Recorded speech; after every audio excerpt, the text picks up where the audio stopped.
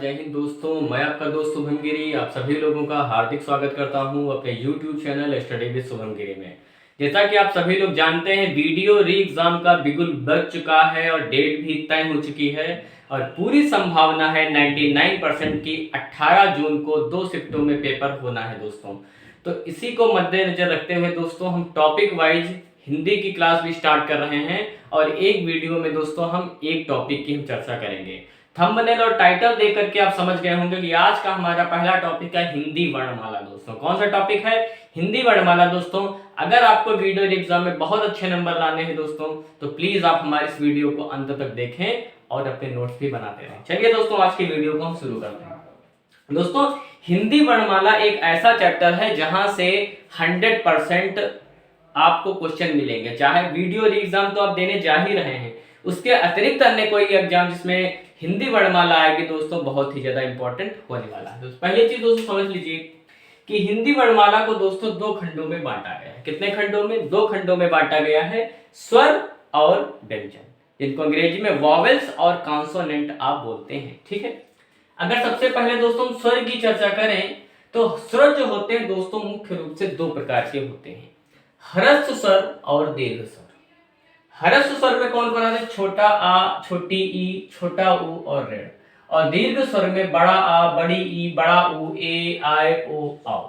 ठीक है, ह्रस्व स्वरों की संख्या होती है 4 और दीर्घ स्वरों की संख्या होती है 7, दोनों मिलकर हो जाते हैं 11। ठीक है, इनमें अगर हम 2 स्वर अनुस्वार और विसर्ग को जोड़ दें तो 1 और 1 मिल करके हो जाएंगे 13, यानी कुल स्वरों की संख्या कितनी हो जाएगी? 13। ठीक है, अंग और आ यानी अनुस्वार और विसर्ग को अगर हम इसमें जोड़ दें, अब समझिए दोस्तों ह्रस्व और दीर्घ में अंतर क्या होता है। दोस्तों ह्रस्व स्वर को बोलने में कम समय लगता है या मुंह कम खुलता है, जैसे छोटा अ, छोटी ई, छोटा उ, ऋ।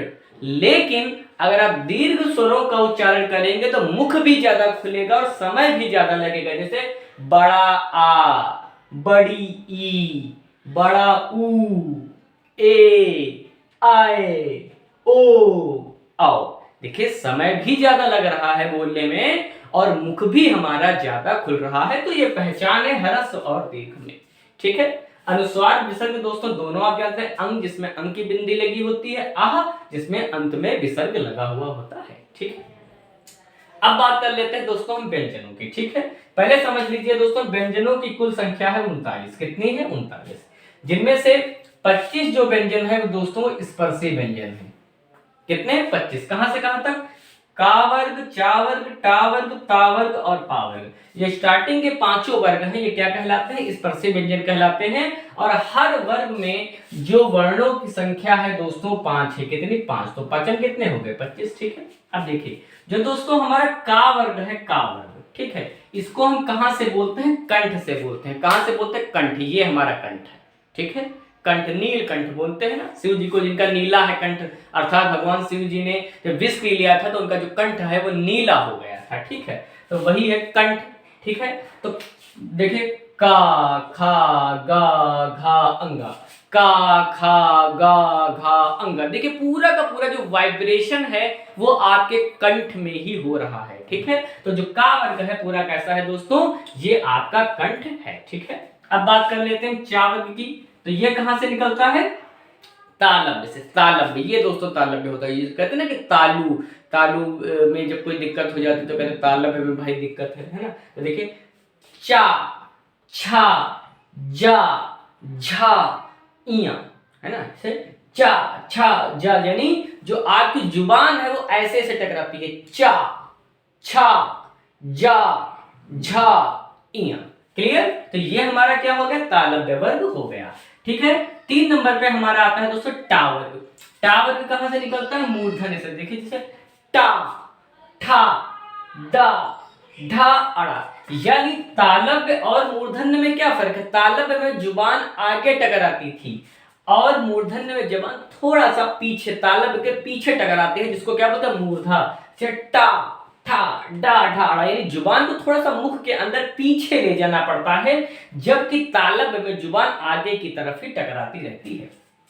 ठीक है, ता वर्ग सबसे आसान है दोस्तों, दंत से बोलते हैं। कहां से? दंत से। देखिए ता था दा धा न, ता था दा धा न।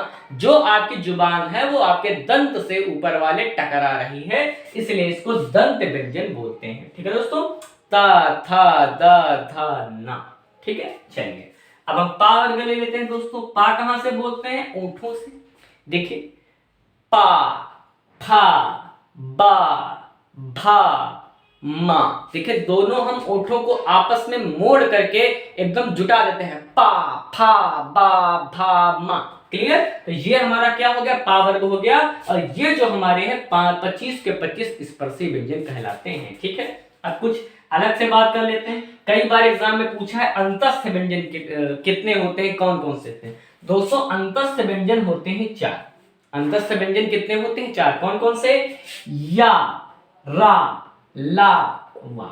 या, रा, ला, वा। इनको क्या बोलते हैं दोस्तों? इनको अंतस्थ व्यंजन बोलते हैं। ठीक है, इसके बाद आ जाते हैं ऊष्म व्यंजन। तो देखिए तीनों आपके स से मिलते हैं, शा, शा, शा, हा। ठीक है, पेटफादा सा है, ये एच वाला सा है, ये एस वाला सा है ना।